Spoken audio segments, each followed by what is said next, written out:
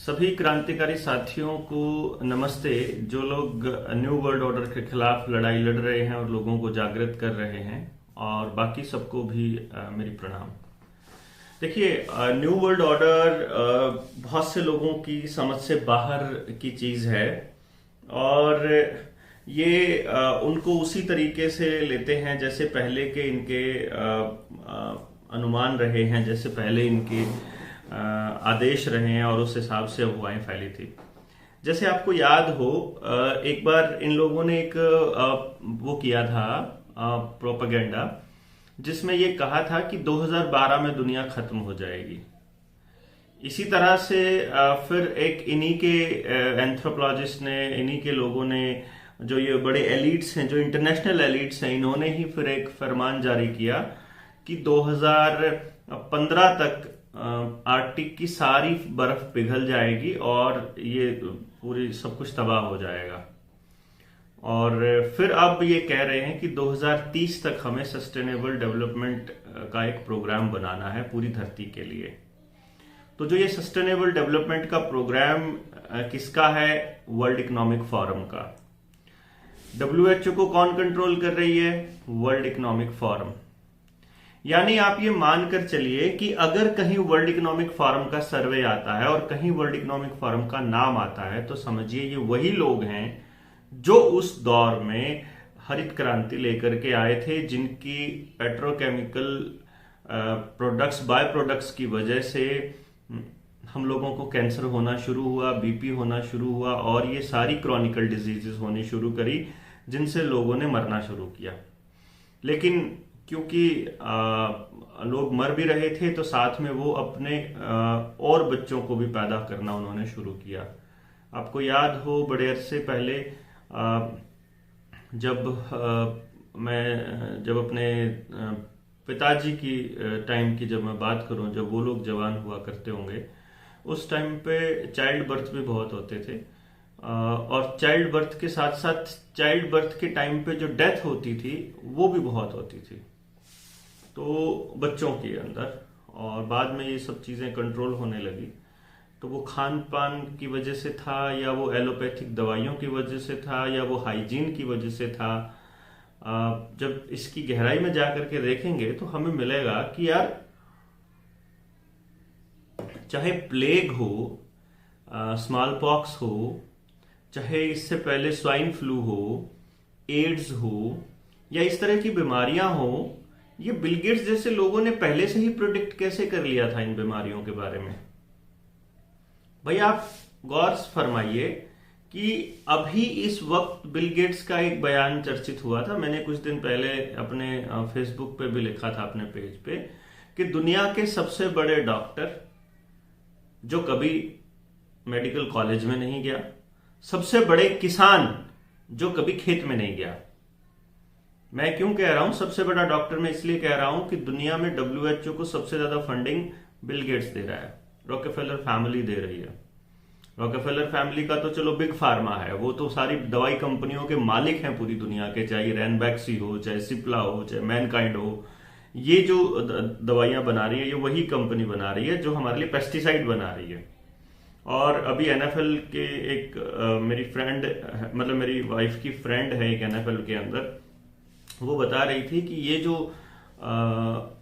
DAP की जो किल्लत दिखाई जा रही है, ये किल्लत है नहीं, ये जानबूझ के किल्लत दिखाई जा रही है, और किसानों को इस बात के लिए बाध्य किया जा रहा है कि आप लोग ये पेस्टिसाइड खरीदिए साथ में। और वो पेस्टिसाइड इतने खतरनाक हैं कि जमीन के बाकी के जो जीव जंतु हैं, चाहे सांप हैं, चाहे चूहे हैं, चाहे बाकी हैं, वो किसी को नहीं छोड़ेंगे। जो असल में हमारी जमीन को बचा के रखते हैं, जो असल में उसकी नेचुरल, जो उसकी कुदरती जो शक्ति को बचा के रखते हैं, उन सारे के सारे एनिमल्स को, उन सारे जीव जंतुओं को मतलब मारने के लिए वो ऐसे पेस्टिसाइड बना रहे हैं। तो सोच सकते हैं कि ये कितने बड़े मतलब राक्षस हैं एक तरह से, जो जीव हत्या लगातार करते आ रहे हैं। तो मैं जो बात बता रहा था कि दुनिया का सबसे बड़ा डॉक्टर मैं इसलिए कहता हूं कि चाहे पोलियो की दवाई हो, चाहे इससे पहले सारी दुनिया के अंदर जो अलग अलग, खास तौर पे अफ्रीकन कंट्रीज के अंदर जितने भी मेडिकल से रिलेटेड जितने भी प्रोजेक्ट्स चले वो सारे के सारे बिल गेट्स की कंपनियों ने, बिल गेट्स की एनजीओज ने ही चलाए। तो मैं इसे इसलिए दुनिया का सबसे बड़ा डॉक्टर बोल रहा हूं। और अकेले बिल गेट्स के पास ये बिल गेट्स जो है ये दुनिया का सबसे बड़ा किसान है, एग्रीकल्चर लैंड का सबसे बड़ी एग्रीकल्चर लैंड का ऑनर है। 3.25 लाख एकड़ जमीन अकेले बिल गेट्स के पास है। तो इससे आप अंदाजा लगा सकते हैं कि 3.25 लाख एकड़ से ज्यादा जमीन अगर एक बंदे के पास होगी तो वो सबसे बड़ा किसान ही हुआ। आज तक कभी खेत में नहीं गया, उसके लिए खेती करते हैं हमारे किसानों के बच्चे जो यहां से किसी रोजगार की तलाश में अमेरिका जाते हैं। उन्होंने अपने माँ बाप को खेती करते हुए देखा है तो वो उनसे करवाता है अपनी खेती, और बड़े खुश होते हैं कि वहां सब कुछ मशीनों से होता है। तो एनी हाउ हम बात को आगे बढ़ाते हैं। उसने अभी अभी एक सबसे बड़े डॉक्टर ने एक प्रोडिक्शन किया है कि स्मॉल पॉक्स जो है वो आने वाले वक्त में एक इनएविटेबल पेंडेमिक लेकर के आएगी।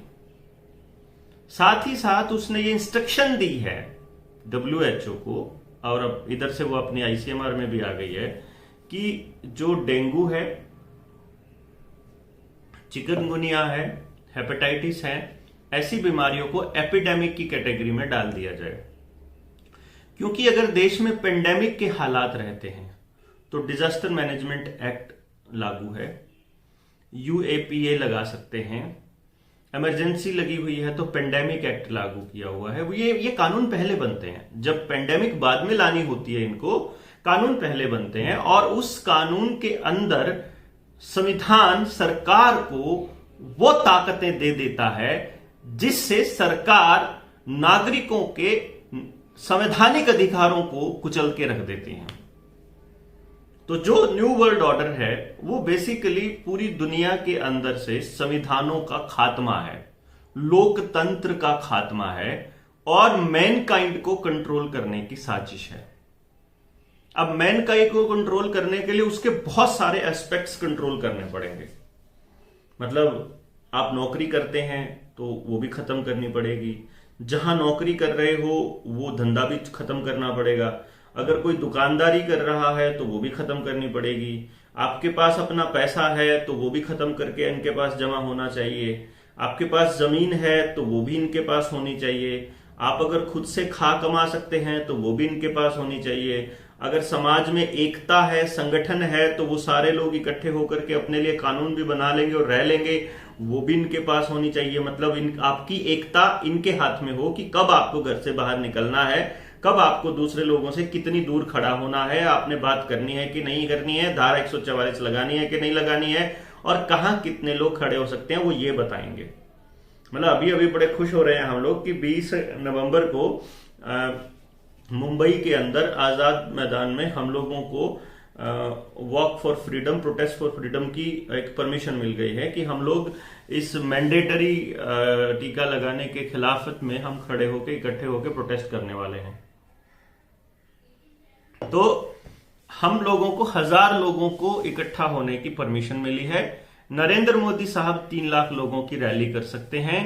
अभी अरविंद केजरीवाल रैलियां कर रहा है पंजाब में हजारों लोगों की, नरेंद्र मोदी अभी आगे करने वाले हैं। अभी केदारनाथ में भी आपने खेल देखा, पंजाब, उत्तराखंड, यूपी के अंदर भी आप लाखों लोगों को इकट्ठे होते देख रहे हो। लाखों लोग बॉर्डर पे बैठे हुए हैं, लेकिन इस फर्जी महामारी के खिलाफ हमें सिर्फ 1000 लोगों को गैदर करने की परमिशन इन्होंने दी है। तो आप समझ सकते हैं कितना बड़ा खेल है। यानी कि अगर इससे ज्यादा लोग होंगे तो आपको आपके ऊपर कोई एक्ट लगा दिया जाएगा, ये कहना चाह रहे हैं। तो आप सोचिए, मैं जो बता रहा था कि आपका पैसा भी इनके कंट्रोल में, आपकी जमीन भी इनके कंट्रोल में, आपका खाना कंट्रोल करने के लिए किसान आंदोलन चल ही रहा है। और आखिर में अगर आपको समझ आ जाए कि ये तो बड़ा पंगा हो जाएगा तो फिर आपका दिमाग भी इनके कंट्रोल में, उसके लिए आपको रोज की रोज ये लगी रहे हैं। नैनो पार्टिकल्स आपके दिमाग में एंटर कर सकते हैं, ये प्रूव हो चुका है, ये साबित हो चुका है मेरे दोस्तों। मैं इसीलिए आपको बार बार ये कह रहा हूं कि आपके पास कोई दूसरा ऑप्शन नहीं है कि अपने आसपास के लोगों को इसके बारे में जागृति फैलाइए। अरे आपको सरकार का साथ देना है, मान लीजिए मैं ये कहता हूं कि आप सरकार के पक्ष में बोलना चाहते हो, या आप ये कहते हो कि मैं झूठ बोल रहा हूं, या मैं लोगों को बरगला रहा हूं, या हम लोग जो सरकार का विरोध कर रहे हैं, या जो हम लोग नरेंद्र मोदी की बातों को झूठ कहते हैं, मान लीजिए आप ये कहते हो कि आप सही कह रहे हो, तो मैं ये कहता हूं कि आप किसी पॉलिटिकल स्टेटमेंट में मत फंसिए, आप इतना सा काम कर लीजिए कि रिसर्च कर लीजिए। मैं ज्यादा क्यों कहूंगा, आप बताइए कि अगर किसी देश के प्रधानमंत्री को यह नहीं पता कि ऐसा करने से अर्थव्यवस्था डूब जाएगी, और तो फिर उस आदमी को प्रधानमंत्री बनने का हक नहीं है कि वो इतना बेवकूफ है जब उसे पता है। तो अगर वो फिर भी ऐसा कर रहा है और अगर उसे पता है कि इससे अर्थव्यवस्था डूबेगी, फिर भी ऐसा कर रहा है, तो इसका मतलब यह है कि उसका प्लान स्ट्रेटेजी है उसको बर्बाद करने की। स्मृति ईरानी को जब शिक्षा मंत्री बनाया था, उसके डिफेंस में उन्हीं भाजपा के लोगों ने लिखा था कि डिग्रियां मायने नहीं रखती, क्योंकि प्रधानमंत्री भी 10वीं फेल आदमी है, नकल मार के कोई 10वीं पास करी होगी तो बात अलग है। तो जब प्रधानमंत्री हमने ऐसा बना दिया है, तो फिर शिक्षा मंत्री स्मृति ईरानी बनाने में क्या दिक्कत है? वो तो 11वीं फेल है, कम से कम 10वीं पास तो कर रखी है, प्रधानमंत्री से ज्यादा पढ़ी हुई है। तब उसके फेवर में भी आए थे और फिर नई शिक्षा नीति लेकर के आए। और मैं नई शिक्षा नीति का एक डॉक्यूमेंट पढ़ रहा था, एक लाइन पढ़ रहा था, जिसके अंदर मैं देख के हैरान हो गया कि हे भगवान, ये लोग यहां भी अपना षड्यंत्र चलाए हुए हैं।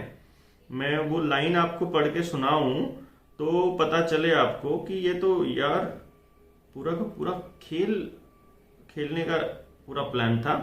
पेज नंबर 9 पे है, all school children shall undergo regular health checkup specially for 100% immunisation in schools and health card will be issued to monitor the same. ये पेज नंबर 9 की सबसे आखिरी लाइन है नई एजुकेशन पॉलिसी की, यानी कि स्कूल के अंदर आपके बच्चों को ठोके जाएंगे और रेगुलर उसके ऊपर कंट्रोल किया जाएगा। मैंने डिसाइड किया है कि मैंने अपने बेटे के स्कूल में बोल दिया है कि अगर आपको इसको लगाना हो, कोई टीका, कोई डोज देनी हो, तो आप नहीं लगाएंगे, मैं अपने बच्चे को स्कूल से ही हटा लूंगा, हम तो अपने वाले को अनपढ़ रख लेंगे भैया, हम तुम्हारी पढ़ाई के भरोसे नहीं है। तो ये एक बड़ा खेल था जो समझना था कि स्कूल्स के लिए भी इन्होंने प्लान कर लिया, अगली पूरी पीढ़ी को बर्बाद करने का ये प्लान इनके पास है। तो जो न्यू वर्ल्ड ऑर्डर है, ये न्यू वर्ल्ड ऑर्डर एक्चुअली क्या है, फिर हम एक एक करके इन मुद्दों के ऊपर डिस्कस करेंगे, क्योंकि आपको ये पता होना चाहिए कि एक्चुअली न्यू वर्ल्ड ऑर्डर क्या है। और फिर आप देखेंगे कि सरकार का हर कदम उस तरफ जा रहा है। भाई अगर आपको समझ में ना आए तो आप इस पे सवाल डालिएगा, आप जो इन पे सवाल लिखेंगे, आप इस वीडियो पे जितने भी आपके सवाल होंगे, वो सवाल मैं साथ के साथ इस अगली वीडियो के अंदर मैं उसका जवाब दूंगा। हो सकता है कि मैं 3 वीडियोस बनाऊं, आगे 2 वीडियोस या 3 वीडियोस, क्योंकि अगर मैं एक वीडियो में पूरा का पूरा प्लान समझा देता हूं, वो वीडियो गायब हो जाएगी। डॉक्टर तरुण कोठारी ने आज सुबह वीडियो डाली थी, 2 घंटे में उनकी वीडियो डिलीट हो गई। तो फिर इसका तोड़ हमने ये सोचा, हमने जब देखा, बात की कि यार ये तो पूरी बात को समझने ही नहीं दे रहे हैं लोगों को। भाई हम अगर गलत कह रहे हैं तो आप मिस इन्फॉर्मेशन के चक्कर में हम लोगों के ऊपर मुकदमा कर दीजिए ना। लेकिन ये किस चीज के इंतजार में है कि हमारे खिलाफ यूएपीए या एनएसए लगाकर हमको अंदर करने के चक्कर में है। अगर ये इस पेंडेमिक एक्ट में लगाते हैं तो हम इनको जवाब देना पड़ेगा सुप्रीम कोर्ट तक। तो इनके पास नहीं है कि ये फर्जी वायरस है, फर्जी महामारी है, फर्जी ये ठोक रहे हैं और इससे नुकसान हो रहे हैं, ये हम साबित कर देंगे।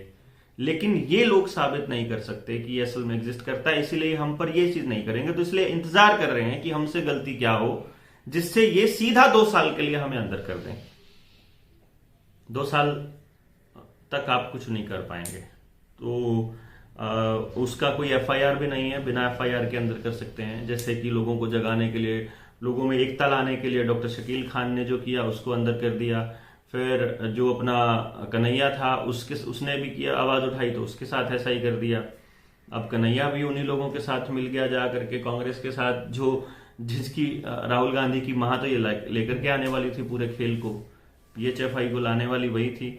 लेकिन आज जिस तरीके से नरेंद्र मोदी सब चीजों को ध्वस्त कर रहे हैं, जैसे पंचायतों के अधिकार छीन लिए हैं, उस हिसाब से मुझे लगता है कि इस षड्यंत्र के बारे में कांग्रेस की सरकारों को पता था और वो सरकारों ने लोगों को मजबूत किया। ये मैं बहुत मतलब अब मुझे ये समझ आ रहा है कि वो सरकार जो कांग्रेस की सरकार थी वो समझती थी कि WTO के जो बाउंडेशंस हैं वो क्या हैं, जो कर्जा देश के ऊपर चढ़ा हुआ है वो क्या है, वर्ल्ड बैंक का किस तरह से हम लोगों को बर्बाद करने के लिए हम लोगों के ऊपर कर्जा है देश के ऊपर, तो वो समझते थे। इसीलिए उन्होंने लोगों को मजबूत कर दिया कि कल को सरकारें उल्टा कोई कदम उठाने लगे तो लोग मजबूत होकर के खड़े हों, आंदोलन करें। और इस सरकार ने आते ही सबसे पहले आंदोलन करने वाले लोगों को ही बदनाम करना शुरू किया कि ये असल में देश के विरोधी लोग हैं,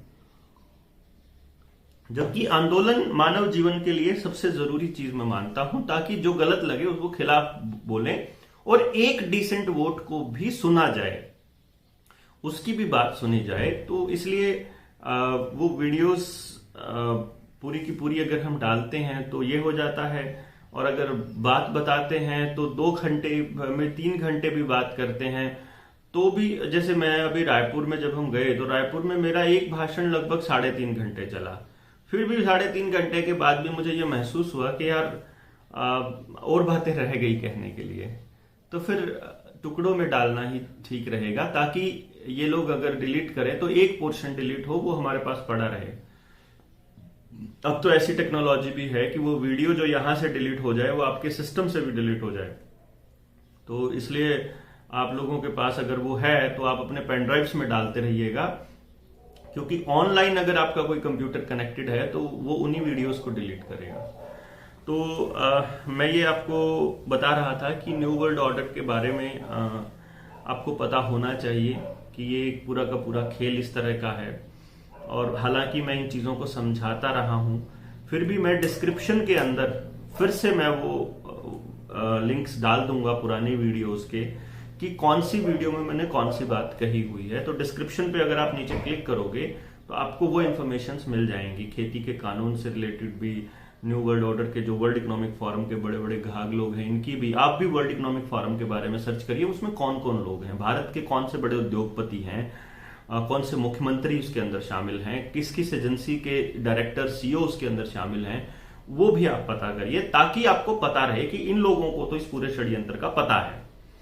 क्योंकि वही वर्ल्ड इकोनॉमिक फोरम ही यूनाइटेड नेशंस को कंट्रोल कर रही है आज के दौर में। तो अखबारों में जो अगर वर्ल्ड इकोनॉमिक फोरम के हवाले से कुछ भी आता है तो इसका मतलब ऐसा करने का वो प्लान कर चुके हैं, और सरकारें उनकी गुलाम हैं। आज सरकार उनकी गुलाम है। नरेंद्र मोदी साहब ने अपना प्राइवेट NGO बना लिया है PM केयर्स के नाम से, वो अपना नया अपना जहाज ले लिया है, अपना महल बना रहा है, वो अपना सब कुछ वो काम कर रहा है कि रजवाड़ों वाला टाइम आने वाला है, वो ऐसा महसूस कर रहा है। तो आने वाले वक्त में वो कैसे कंट्रोल करने वाले हैं ये तो देखने वाली बात होगी। बट फिलहाल मैं ये समझता हूं कि अगर बारिश से बचना है तो उससे पहले ही तैयारी कर लेनी चाहिए। तो आने वाले वक्त में वो लोग क्या करने वाले हैं ये पता होगा तो आप लड़ाई को आगे फर्दर लड़ पाएंगे। तो मैं आज सिर्फ हेडिंग्स बताऊंगा कि उनके क्या क्या प्लान्स हैं। फिर आने वाले आप इस वीडियोस में कमेंट में क्वेश्चंस डालेंगे तो मैं अपनी इनकी डिस्क्रिप्शन जो अपने पॉइंट्स हैं इनके डिटेल और प्लस आपके सवालों के जवाब मैं अगली वीडियो में या अगली वीडियोस में मैं डाल दूंगा और आपको इन्फॉर्म करता रहूंगा। क्योंकि जानकारी रखना अपने आप में आज एक बहुत बड़ा हथियार है। आपका डेटा देखो किस तरह से इकट्ठा कर रहे हैं, खेती का भी डेटा इकट्ठा कर रहे हैं, फैमिली आईडी बना के आपके बारे में सारी जानकारियां इकट्ठा कर रहे हैं, यहां तक कि आपके एक एक ऑनलाइन क्लिक का भी इनको मालूम होता है। तो डेटा आज के टाइम में बड़ी चीज है and this is the biggest weapon आज के दौर में। तो इसलिए ये समझना होगा कि दुनिया के कुछ एलिट्स जो हैं जो पूरी दुनिया के ऊपर कंट्रोल करने का प्लान बना रहे हैं, इसी को ये लोग न्यू वर्ल्ड ऑर्डर कहते हैं और इसी के लिए ये सारा का सारा प्रोपेगेंडा चल रहा है, जिसमें ये चाहते हैं कि पूरी दुनिया पर एक सरकार हो, तो सारी दुनिया की एक ही सरकार होगी, वही लोग बताएंगे कि आपको क्या करना है, क्या खाना है, क्या कहाँ रहना है, कहाँ रहोगे, कितना खाओगे, कितना खर्च करोगे, वो भी आपके बिहेवियर के ऊपर डिपेंड करेगा। आपने अगर ये ले लिया है, आप अगर चुपचाप सड़क पे चलते हो, आप विरोध नहीं करते हो, आप ज्यादा नहीं मांगते हो, वो फिर कैशलेस दुनिया हो। मान लो कल को ऐसी कोई महामारी आ जाए जो कहे कि नोट से ही फैलती है, ये कागज से ही फैलती है, मान लीजिए, तो ये कहेगा कि वो, जैसे आप याद हुआ आपको कि जिस टाइम पे ये नया नया आया था गुजराती वायरस, तो उस वक्त आपने देखा था कि कागज पे इतनी देर, पेपर उस पे, कपड़े पे इतनी देर, कांच पे इतनी देर, लोहे पे इतनी देर, मेटल पे, है ना, प्लास्टिक पे, तो सब आया था उसके ऊपर ना, हवा में कितनी देर सस्पेंडेड रहता है। तो कल को ये कहेंगे सिर्फ कागज पे फैलता है, तो मतलब नोट बंद करने पड़ेंगे आपको।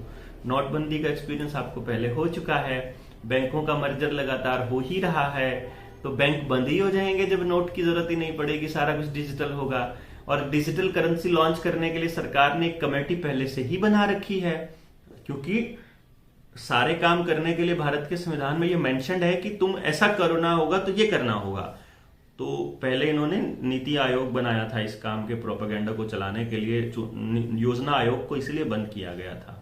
ये मैं आपको बता दूं, क्योंकि योजना आयोग में पुराने लोग भी थे, इंटेलिजेंट लोग थे, तो पूरे षड्यंत्र को लोगों के सामने रख देते, तो इसीलिए पूरा का पूरा आयोग भंग करके इन्होंने नीति आयोग बना दिया, और उसका खुद चेयरमैन बना, खुद चेयरपर्सन नरेंद्र मोदी है, प्रधानमंत्री बना दिया, और उसका डायरेक्टर अभी अमिताभ कांत है। वो तो ऑलरेडी बोल चुका है कि भारत में टू मच डेमोक्रेसी है। तो जो डिजिटल करेंसी लाने के लिए पूरा का पूरा खेल चल रहा है, और एक ही करेंसी होगी पूरी दुनिया की, और वो सोशल क्रेडिट के बेसिस पर मिलेगी। इसी तरह से आप और हम जैसे लोग जो विरोध करेंगे, हमारे लिए CAA और NRC के नाम पे जो उन्होंने डिटेंशन सेंटर्स बनाए थे, वो आपको याद ही होगा। फिर पुलिसिंग और मिलिट्री के लिए भी, मिलिट्री की जरूरत नहीं रहेगी फिर इनको, क्योंकि जब पूरी दुनिया की एक ही सरकार होगी तो फिर बॉर्डर्स होंगे ही नहीं, और बॉर्डर्स नहीं होंगे तो फिर मिलिट्री की भी जरूरत नहीं होगी। और मिलिट्री को भी कंट्रोल करने के लिए कि कहीं मिलिट्री और पुलिस के अंदर ना कू हो जाए, मतलब कोई विद्रोह हो जाए, तो इसलिए उन्होंने वहां उसके लिए रोबोट्स लाने का प्लान है। तो रोबोट्स कंट्रोल करेंगे, और ये बड़ा नॉर्मल है कंप्यूटर की दुनिया में कि रोबोट्स काम कर रहे हैं, हर काम कर रहे हैं, हर काम। अमेजन का जो अमेरिका वाला जो बड़ा स्टोर है जहां से सब कुछ ऑनलाइन चलता है, वहां पे 1500 कर्मचारी जहां काम करते होते थे, वहां आज 100 भी कर्मचारी नहीं है।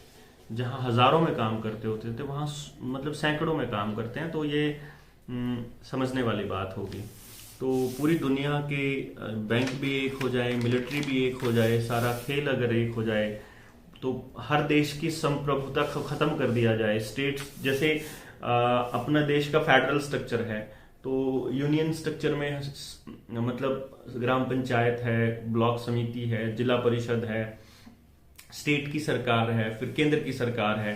ये बहुत सोच समझकर कॉम्प्लिकेशन बनाया था बाबा साहब ने, और जो संविधान के अंदर जो दिया था पूरा का पूरा स्ट्रक्चर, तो ये बहुत ही बढ़िया चीज थी जो हर कदम पर लोगों को, नेताओं को कंट्रोल में रखती होती थी। आज हर जगह इन्होंने अपने आदमी बिठा करके इन सारी संस्थाओं को खत्म करने का प्लान किया। CBI की साख को खत्म करना हो, चाहे जुडिशरी को खत्म करना हो, चाहे पुलिसिंग को की इमेज खराब करनी हो, बैंकों की इमेज खराब करनी हो, सरकारी कर्मचारियों की हो, रोडवेज की हो, तो ये पूरा का पूरा, इस पूरे के पूरी इमेज को खराब करना, पॉलिटिशियंस की ही इमेज खराब करना, मतलब ये पूरा का पूरा इसी तरफ लेकर के जा रहा है कि हम लोग ग्राम पंचायत का कंसेप्ट को ही भूल जाएं। अभी ग्राम पंचायत के अंडर में जितनी जमीनें हैं उन सबको बेचने का प्लान कर दिया, स्कूल बेच दिए। जब गांव में कोई चीज ग्राम पंचायत के अंडर रहेगी ही नहीं, तो ग्राम पंचायत की क्या जरूरत है, फिर जिला परिषद की क्या जरूरत है, फिर ब्लॉक समिति की क्या जरूरत है, फिर स्टेट की सरकार की क्या जरूरत है, और फिर केंद्र। मतलब नीचे से ध्वस्त करते हुए सब कुछ खत्म करते करते ये लोग उस कंट्रोल को अपने हाथ में चाहते हैं। इसीलिए इससे पहले कि मुझे बहुत पहले भी मेरे एक मित्र ने कही थी कि हमारा जो पॉलिटिकल सिस्टम है वो बहुत कॉम्प्लेक्स है, इसको तोड़ना इतना मुश्किल नहीं होगा। लेकिन मैं समझता हूं कि ये आखिरी दौर है जब इसको हम लोग बचा सकते हैं। 24 के चुनाव से पहले तो आप लोग खड़े हो गए तो बच जाओगे, नहीं तो 24 के चुनाव भी मुझे नहीं लगता कि होंगे। तो प्राइवेट प्रॉपर्टी का भी सारा का सारा कानून खत्म होने वाला है। आप आंदोलन नहीं कर पाओगे, भीड़ में जाओगे तो आपके, अभी तो इन्होंने कानून बनाए हैं, जैसे यूपी में बनाया, अपने हरियाणा में बना दिया कि आप अगर आंदोलन करते हो तो उस आंदोलन में जितना भी नुकसान होगा, चाहे पुलिस वाले ही उन जीपों को तोड़ें, उन मोटरसाइकिल को तोड़ें, चाहे आग लगाएं किसी बस को, तो भी जिसने ये आंदोलन शुरू करने का आह्वान किया था उसकी प्रॉपर्टी जब्त होगी। तो ये सारा का सारा आप समझिए कि बिजली भी इनके हाथ में, पानी भी इनके हाथ में, रसोई गैस भी इनके हाथ में, पेट्रोल डीजल भी इनके हाथ में, ट्रांसपोर्ट भी इनके हाथ। ट्रांसपोर्ट भी आप प्राइवेट कार से नहीं जा पाओगे, क्योंकि सस्टेनेबल डेवलपमेंट में एक कानून है कि आप ज्यादा कार्बन उत्सर्जन कर रहे हो, आप ज्यादा कार्बन डाइऑक्साइड फैला रहे हो, तो इसलिए आपके जो वाहन हैं वो बंद हो और सिर्फ इलेक्ट्रिक व्हीकल्स, इलेक्ट्रिक कार है जो कि सरकारी होंगी वो चलेंगी, ये नहीं चलेगा सब कुछ। तो जो सरकार जिनको परमिट कर देगी, सरकार द्वारा परमिट गाड़ियां ही चलेंगी, या तो उनकी हो या सरकार द्वारा परमिट, वो भी उन्हीं लोगों की होंगी। तो एवरी टाइम आपको मॉनिटर किया जाएगा, बसों के अंदर कैमराज होंगे, आपके शहर में कैमराज लगे हुए हैं, आपके हर चौक पर लग रहे हैं, 5G के ट्रिलियंस रिसीवर्स एंड ट्रांसमीटर्स लग रहे हैं। तो आपको जो मतलब कल को जो ये इसके थ्रू जो आपकी बॉडी में डाला जा रहा है, ये आपके ब्रेन तक पहुंच के आपके ब्रेन को कंट्रोल करे, तो पॉपुलेशन की ग्रोथ को कंट्रोल करना, आप नपुंसकी हो जाएंगे तो पॉपुलेशन ग्रोथ अपने आप हो जाएगी। फिर इवन जॉर्जिया के अंदर जो स्टोन है वहां तो लिखा भी हुआ है कि न्यू वर्ल्ड ऑर्डर का खेल है कि सारी पॉपुलेशन को 50 करोड़ पे लेकर के आना है, पूरी दुनिया की पॉपुलेशन को। और बिल गेट्स बहुत पहले बोल चुका है कि 75% पॉपुलेशन जो है वो यूजलेस ईटर है, तो उसको तो मर ही जाना चाहिए।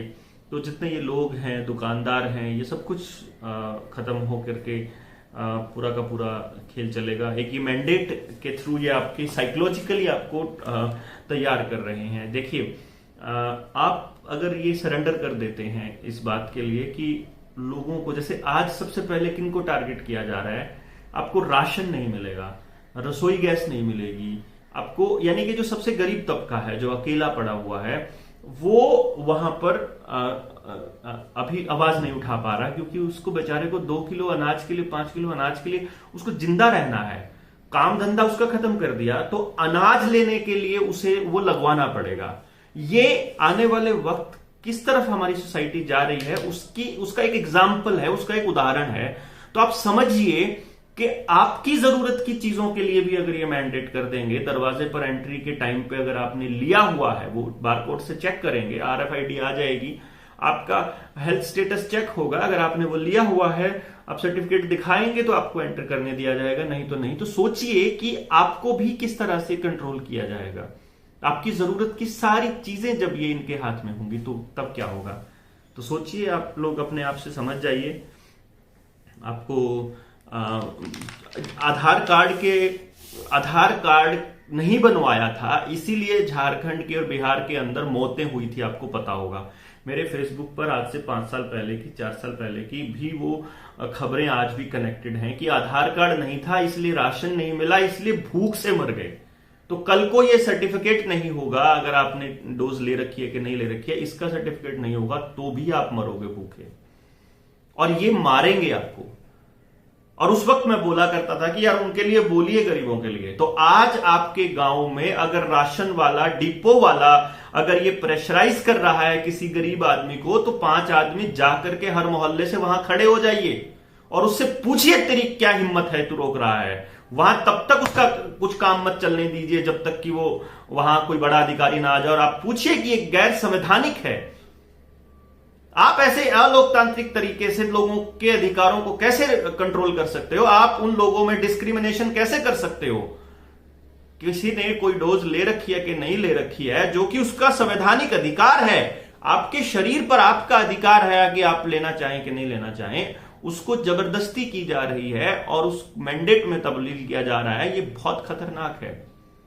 तो जो जागे हुए हैं वो लोग वहां जाकर के, अरे चाहे आपने लेना है, आप समझते हो कप के लेने से दिक्कत होगी तो आप लीजिए, लेकिन ऐसा मत फैलाइए ना गंद की उनकी वजह से कुछ होने वाला है।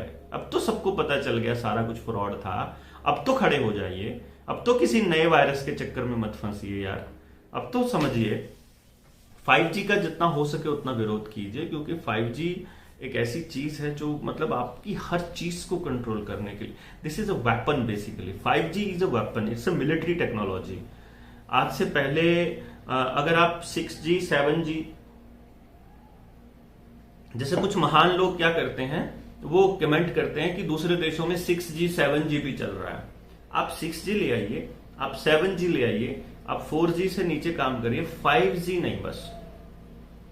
क्योंकि 5G बेसिकली मिलिट्री टेक्नोलॉजी है, ये टारगेट बीम बेस्ड टेक्नोलॉजी है। यानी अगर ये सिर्फ जैसे बाकी की टेक्नोलॉजीज में क्या होता है, अगर आप रेडिएशंस बढ़ाते हैं तो पूरे एरिया की रेडिएशंस बढ़ती हैं, घटाते हैं तो पूरे एरिया की रेडिएशंस घटती हैं, तो एक लिमिट है। और रेडिएशंस के बारे में 2010 के बाद इंडिया में कोई नई पॉलिसी भी नहीं आई है, जो कि उस टाइम पे तो सिर्फ 2G स्पेक्ट्रम हुआ करता था। तो सिर्फ 2G से रिलेटेड हमारे पास रेडिएशन से रिलेटेड वो हैं गाइडलाइंस हैं। उसके बाद तो गाइडलाइंस भी नहीं है कि कौन सी रेडिएशन से कितना नुकसान। रेडिएशन से रिलेटेड कोई रिसर्च नहीं है अपने इंडिया की 2010 के बाद की। तो हमारे लोगों को यह भी नहीं पता होगा आने वाले वक्त में कि वो कितने खतरनाक रेडिएशन से एक्सपोजर उनको हो रहा है, और उनके बच्चों की जिंदगियां डायरेक्टली इससे कनेक्टेड हैं। तो आप समझ सकते हैं कि कितना बड़ा झोल हो सकता है, कि कितना बड़ा नुकसान हो रहा है आपके शरीर को इन रेडिएशन से, 2G से, 3G से, 4G से, और अब 5G। तो 5G तो बेसिकली ऐसी टेक्नोलॉजी है जिसके अंदर हम किसी एक पर्टिकुलर इंसान को भी मार सकते हैं। भाई 0.1 से अगर आपकी फ्रीक्वेंसी रेडिएशंस कम हैं तो आपके लिए वो हार्मफुल इतनी नहीं है। 0.4 से ऊपर जाते ही तो मर जाते हैं लोग बाग। तो आप सोचिए कि वो फ्रीक्वेंसी की वेवलेंथ इतनी ज्यादा है 5G की, तो कि अगर मेरा फोन की फ्रीक्वेंसी अगर रेडिएशंस बढ़ा दी जाए और मैंने कान को लगाया हुआ है तो मतलब उसी टाइम ब्रेन हैमरेज हो जाएगा। और जो दूसरी लहर में आपने लोगों के गले सूखते हुए देखे होंगे, करंट लगते हुए देखे होंगे, लो फील कर रहे थे, सुसाइडल थॉट्स आ रहे थे, और ऐसा फील हो रहा था कि मैं तो मरूंगा, मैं तो बचने वाला नहीं हूं, कुछ नहीं रखा है लाइफ में। और जो डर का माहौल था, जो दिल घबरा रहे थे, वो सारा का सारा इसी का असर था। तो दवाइयों का और 5G का ये बहुत बड़ा खेल था। इसके खिलाफ भी आपको लड़ना होगा। प्राइवेट हाथों में आपके बच्चों की एजुकेशन जा रही है, तो ये मत सोचिए कि आपने प्लॉट बनाया हुआ है तो वो प्लॉट बेच के आप अपने बच्चे की एजुकेशन सिक्योर कर लेंगे। कॉरपोरेशंस आपको जीने नहीं देने वाली हैं, तो इन कॉरपोरेशंस के खिलाफ आपको लामबंद होना ही होगा। बात अलग है कि आपको समझ में कब आएगा। हम 2014 से आपको बोल रहे हैं, स्मृति ईरानी की शिक्षा मंत्री बनाते ही मैंने बोला था कि एजुकेशन का भट्ठा बैठाने वाला है, तो वो आपने आज देख लिया। आज 7 साल में आप एजुकेशन का भट्ठा बैठते हुए अपनी आंखों से, अपनी नजरों से अपने सामने देख रहे हैं।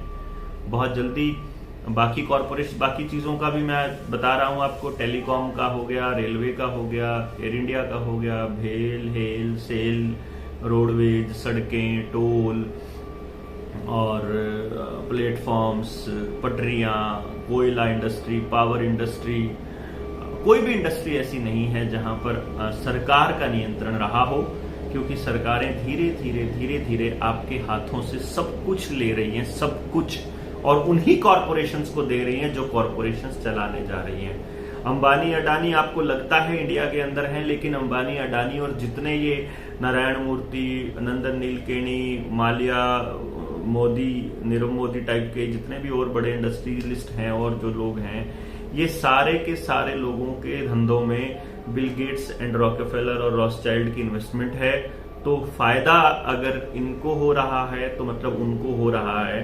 तो बड़े खिलाड़ी वही हैं और वही कंट्रोल कर रहे हैं। अब आपके ऊपर है कि आप अपने बच्चों की लड़ाई को लड़ते हैं या चुपचाप उनको बर्बाद होते हुए अपनी आंखों से देखते रहेंगे और कोसते रहेंगे, कभी मुसलमानों को, कभी राजपूतों को, कभी जाटों को, कभी यादवों को, कभी पटेलों को। ये हर स्टेट में अलग अलग तरीके का खेल चलता है, ताकि आपके अंदर ये फीलिंग दे दी जाए कि वो नहीं बर्बाद कर रहे, ये बर्बाद कर रहे हैं। आपके सामने जो दिखाई दे रहा दुश्मन है मतलब जो आपका साथी बन सकता है, जो आपका दोस्त है, जिसके साथ आपको रहना चाहिए, वो आपको यकीन दिलाते रहेंगे कि ये आपका दुश्मन है, जबकि असली दुश्मन वो कहीं और पीछे ही खड़े खड़े आपकी जिंदगियों को बर्बाद करने की योजनाएं मिलकर बना रहे होते हैं और आपको लूट रहे होते हैं। और आप लूट रहे होते हैं, आपको लूट कोई और रहा होता है, लेकिन आप गालियां किसी और को दे रहे होते हो। तो ये डिपेंड करता है कि आपने इस चीज को कंटिन्यू रखना है कि ये लड़ाई लड़नी है। तो मैं इन सारे मुद्दों पर एक एक चीज पे चर्चा करूंगा। तो आप लोग अपने सवाल इसमें लिख डालिए और बातें लिख डालिए, जितनी भी आप लिखना चाहें। तो मैं कमेंट पढ़ के फिर आपको इनके जवाब भी दूंगा और अगली वीडियो के साथ आपके साथ आऊंगा।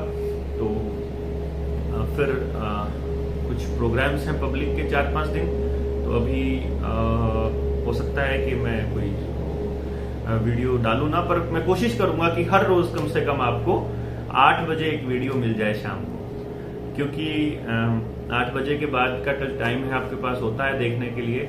तो जो इंटरनेट पर सोशल मीडिया पर कबाड़ आप देखते हो, उससे ज्यादा बढ़िया है आप अपने काम की खबरें देख लीजिए जो ये कर रहे हैं। अगर वो कोई खबर आती है तो मैं वो नोट करके शाम को एक छोटी सी वीडियो डाल के आपको दे दूंगा, ताकि आपको पता रहे कि ऐसी ऐसी चीजें हो रही हैं और आप जानकारी में रहें, बजाय इसके कि किसी आपको मैं इन्फॉर्म ही करूंगा, मैं इन्फॉर्मेशन ही दूंगा और उसमें से आप अपने काम की चीजें आप डालते रहिए। सर्वेलेंस स्टेट बनने जा रहे हैं, उसके आप हिस्सा बनने जा रहे हैं और सब कुछ इनके कंट्रोल में होने जा रहा है। तो आप कैसे बचेंगे ये आपके ऊपर है, मैं आपके ऊपर छोड़ता हूं। और आप कितनी शिद्दत से साथ आकर के एक दूसरे के साथ लड़ते हैं। अगर आपने कोई संगठन बनाया हुआ है तो मेरी रिक्वेस्ट है आपसे कि जब तक आप इन बड़े एलिट से लड़ते हो, इस संगठन अपने भूल करके आप एक नया कोई संगठन आप भारत के वर्ष का बना लीजिए। मैं अपने संगठन को भूल चुका हूं, मुझे नहीं पता है कि मेरे साथ मैं सबको ये कहता हूं कि कुछ भी नहीं रखा संगठन के नाम में। इम्पोर्टेंट लड़ाई है। जिस प्रकार से किसान आंदोलन में किसान बैठे हुए हैं और संयुक्त किसान मोर्चा करके इन्होंने बोर्ड बना लिया, तो मैं समझता हूं कि ऐसा ही हम लोगों को भी न्यू वर्ल्ड ऑर्डर के खिलाफ कोई नया बोर्ड बनना चाहिए। उसका नाम आप सजेस्ट कर सकते हैं कि क्या नाम होना चाहिए उसका, और उसका एक झंडा हो और उसका कोई हेड ना हो, सभी उसके मेंबर्स हों, सिर्फ वो जितना भी हो सके वो उसके लिए बन जाएगा। किसी भी तरह से हम प्लान कर लेंगे। बट संयुक्त किसान मोर्चा के किसानों से भी मेरी रिक्वेस्ट है कि आप लोग भी एक झंडा जारी कर दीजिए संयुक्त किसान मोर्चा का, जो ताकि सभी के सभी जो लड़ने वाले लोग हैं वो अपना एक झंडा इस्तेमाल करें। और सबसे बेहतर रहेगी ये चीज, अगर आपने दोनों झंडे यूज करने हैं तो पहले संयुक्त किसान मोर्चा का और नीचे अपने संगठन का, लेकिन संयुक्त किसान मोर्चा का झंडा बुलंद रहे। इसी तरह से हमारा कोई एक ऐसा संयुक्त झंडा बने या कोई ऐसा बैनर, तो किसी एक बैनर के नीचे हमें काम ना करना पड़े, क्योंकि कुछ लोगों को एतराज होता है कि मैं क्यों उसके संगठन के नीचे काम करूं। तो ये बहुत जरूरी है इसके लिए कि हम अपनी आइडेंटिटी भूल करके अभी केवल अपने देश के लिए, अपने बच्चों के लिए लड़ाई लड़ें कि हम इसे कैसे बचा सकते हैं, हम अपनी संपदाओं को कैसे बचा सकते हैं और अपने बच्चों को गुलाम होने से कैसे बचा सकते हैं। रेडिएशन फ्री जोन बनाने की कोशिश कीजिए। टावर्स को अपने गांव से, अपने एरिया से खत्म करने की कोशिश कीजिए।